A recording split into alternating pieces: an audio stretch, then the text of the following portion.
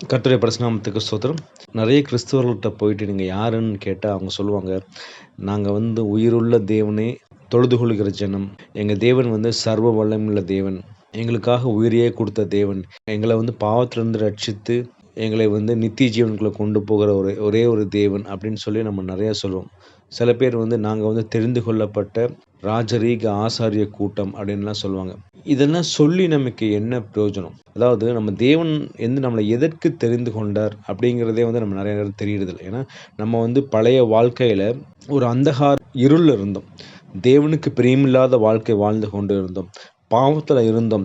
நம்மளை அவர் தேடி மீட்டு கொண்டு நம்ம ஒரு ஒளியில் வச்சிருக்கிறார். இல்லை, அந்த ஒளியில் நமக்கு எதுக்கு வச்சிருக்காருன்னா, நம்ம தேவனுடைய புண்ணியங்களை மற்றவங்களுக்கு சொல்கிறது தான். நான் அந்த வசனத்தை வாசிக்கிறேன். 1 பேதுரு 2:9. நீங்களோ உங்களை அந்தகாரத்தில் நின்று தம்முடைய ஆச்சரியமான ஒளி நடத்திற்கு வரவழைத்தவருடைய புண்ணியங்களை அறிவிக்கும்படிக்கு தெரிந்து கொள்ளப்பட்ட சந்ததியாயும் ராஜரீகமான ஆசாரிய கூட்டமாயும் பரிசுத்த ஜாதியாயும் அவருக்கு சொந்தமான ஜனமுமாக இருக்கிறீர்கள். நம்மளை எதற்கு தெரிந்து கொண்டாராம்? தேவனுடைய புண்ணியங்களை சொல்றதுல கடவுள் எப்படிப்பட்டவர், அவருடைய அன்பு என்ன, அவர் எதற்காக இந்த உலகத்தில் வந்தார், ஏன் தன் உயிரையே கொடுத்தார், எதற்காக உயிர் தெழுந்தார், மறுபடியும் ஏன் வரப்போகிறார் அப்படிங்கிற அந்த அன்பை நம்ம மற்றவங்களுக்கு சொல்றதுக்கு தான் நம்மளை தெரிந்தெடுத்திருக்கார். ஆனால் நம்ம நிறைய நேரம் என்ன பண்ணுறோன்னா, நமக்கு எதுக்குப்பா இந்த வம்பு, நம்ம ஒரு கடவுளுக்கு பிரியமாக வாழ்ந்தோமா, நம்ம எவ்வளோ தூரம் நம்மளால் பரிசுத்தமாக வாழ முடியும் அந்த அளவுக்கு வாழ்ந்துட்டு போயிடலான்னு சொல்லி நிறைய பேர் என்ன பண்ணுறோம், அந்த மாதிரி ஒரு அறிவிக்கிறதே கிடையாது. சில பேர் என்ன பண்ணுறாங்க, மறுபடியும் இந்த பழைய பாவ வாழ்க்கைக்குள்ளே போயிடுறாங்க. ஏன்னா ஒரு பரிசுத்தமாய் வாழ்கிறது ரொம்ப கடினமான காரியம். ஏன்னா அந்த கேட்டுக்கு போகிற வாசல் மிகவும் பெருசு இல்லைங்களா? ஆனால் சத்தியத்துக்குள்ளே போகிறது மிக குறுகலான வாசல். அந்த குறுகலான வாசலுக்குள்ளே கண்டுபிடிக்கிறதே நிறைய பேருக்கு கஷ்டம். கண்டுபிடிச்சாலும் தேவன் கூட்டிட்டு வந்தாலும் அந்த இடத்துல கண்டினியூஸாக ட்ராவல் பண்ணுறங்கிறது கூடாத காரியமாக இருக்குது. அப்போ எப்படி நம்மளால் தேவனுடைய அன்பை நம்ம சொல்ல முடியும்? சில பேர் பார்த்திங்கன்னா, எங்களுக்கு ஒரு மேடை கிடைக்கல, எங்களுக்கு ஒரு ஆப்பர்ச்சுனிட்டி கிடைக்கல, வாய்ப்பு கிடைக்கல, மற்றவங்க இடத்துல போய் நான் தேவனை குறித்து சொல்கிறதுக்கு, அவர் அன்பை பிரஸ்தாபப்படுத்துறதுக்கு எனக்கு சான்ஸே கிடைக்கலன்னு சொல்லி நிறைய பேர் சொல்லுவாங்க. இல்லை, நமக்கு அதெல்லாம் தேவையே இல்லைங்க.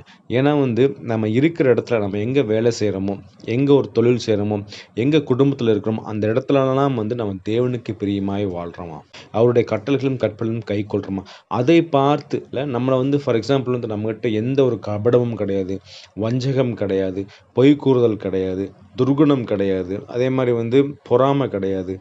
இதெல்லாம் இல்லைன்னு ஒருத்தர் நம்மளை பார்த்தாலே அவங்களுக்கே ஒரு ஆச்சரியம் வரும். என்னப்பா இவங்க இந்த ஒரு ஒரு புது ரகமாக இருக்கிறாங்க, ஒரு பொறாமை இல்லை இவங்ககிட்ட, ஒரு வஞ்சகம் இல்லை, பொய் சொல்ல மாட்டேங்கிறாங்க. நிறைய பிஸ்னஸ்லாம் நீங்கள் பார்க்கலாம் இல்லையா, அவங்க கரெக்டாக நடக்கும்போது என்ன இவங்க ஒரு மாற்றம் இருக்குது. இல்லை, ஒரு டேக்ஸ் ஒழுங்காக கட்டும்போது, ஒரு ஆஃபீஸ்லேருந்து ஒரு பொருள் எந்த ஒரு பொருளும் தனக்காக யூஸ் பண்ணாத போது, இதெல்லாம் அவங்க கேட்கும்போது இவங்ககிட்ட ஒரு பெரிய மாறுதல் இருக்கே அப்படின்னு சொல்லி ஆட்டோமேட்டிக்காக என்ன ஆகுன்னா அவங்களுக்கு ஒரு தேடல் வந்துடும். என்ன இவங்ககிட்ட ஒரு சேஞ்சஸ் இருக்குது, எதனால் இவங்க பரிசுத்தமாக வாழ்கிறாங்கன்னு கேட்கும்போது, அந்த டைமில் நம்ம தேவனிடத்தில் கேட்கும்போது தேவன் ஆட்டோமேட்டிக்காக நமக்கு ஒரு வாய்ப்பை கொடுப்பார். அதை நம்ம யூஸ் பண்ணி தேவனுடைய புண்ணியங்களை நம்ம அறிவிக்கணும். அதான் நம்மளை தேவன் எதிர்பார்க்குறாரு. அதனால தான் தேவன் நம்மளை பிரித்து வச்சிருக்கார். ஸோ நம்ம அதை தெரியாமல் வெறும் வார்த்தையில் வாயில் நான் தெரிந்து கொள்ளப்பட்ட ஜனம், நான் ராஜரீக ஆசாரிய கூட்டம்னு சொல்லி ஒன்றும் பிரயோஜனம் இல்லைங்க. அதனால் நம்ம இன்றைக்கி நம்ம தேவனிடத்தில் கேட்போம், கடவுளே நான் இருக்கிற இடத்துல நான் எப்படி உமக்கு பிரியமாக வாழ முடியும், எப்படி உமக்கு சாட்சியுள்ள பிள்ளையை வாழ முடியும் நம்ம கேட்கும்போது கடவுள் நிறைய கொடுப்பாருங்க. எக்ஸாம்பிளுக்கு நீங்கள் ஒரு வசனம் ஒட்டி வைக்கலாம், இல்லை உங்கள் டேபிளில் நீங்கள் வேலை செய்கிற இடத்துல ஒரு வசனம் வைக்கலாம், இல்லைனா உங்கள் பைக்கில் ஒரு வசனம் ஓட்டலாம், நீங்கள் போகிற காரில் ஒரு வசனம் ஓட்டலாம், ஃப்ரீயாக இருக்கும்போதெல்லாம் நீங்கள் பைபிள் வாசிக்கலாம், உங்கள் டேபிளில் ஒரு பைபிள் வைக்கலாம். இதெல்லாம் பார்க்கும்போது அவங்க பார்ப்பாங்க, இல்லை அந்த வசனம் கிரியை செய்யும். நீங்கள் எதுவுமே பண்ணலாம் கூட அந்த வசனத்தை பார்க்குறவர்கள் ஆட்டோமேட்டிக்காக கிரியை செய்யும்.